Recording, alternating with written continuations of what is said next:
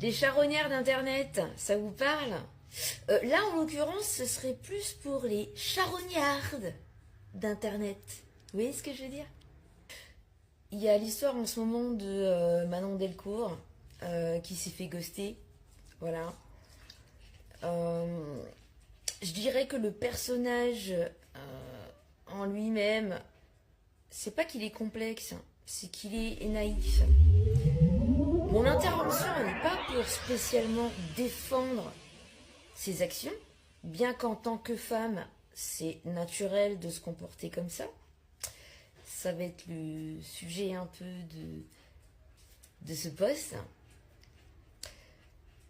Je dirais que ma réaction, c'est plus par rapport à ce groupe de femmes qui s'est mis à la bâcher. Parce que dans cette histoire, oui, elle a fait des erreurs par le passé, oui, elle s'est fait ghoster, oui, elle a aussi ghosté des gens par le passé. En matière de ghosting, il y a deux types différents. Pour son histoire, elle a quand même eu une interaction d'un mois par message avec cette personne en question pour ensuite avoir un premier date qui a été très cérébral où ils ont discuté un peu de tout.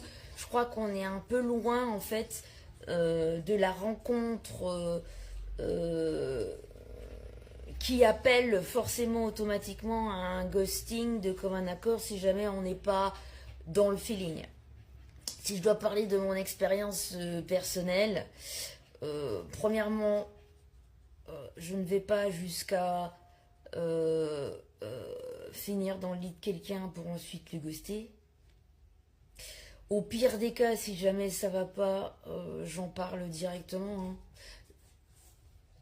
Je ne dis pas que les gens doivent faire comme moi, je ne suis pas comme tout le monde de toute façon.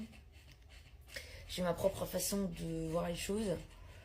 Oui, est-ce que j'ai déjà ghosté dans ma vie? Oui, c'est vrai, j'ai déjà ghosté. Mais ghosté dans le sens où dès le départ, on discute ensemble. Si ça va pas, si voilà, ça m'intéresse pas, je te le dis. Et il y a ce truc de la personne qui est en face. Non mais c'est bon. Oui, on est potes, pas de soucis. Machin truc et tout. On a eu une discussion super intéressante. Mais tout à fait, tout à fait.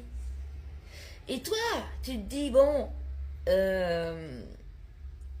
personnellement, je peux être assez sauvage dans mes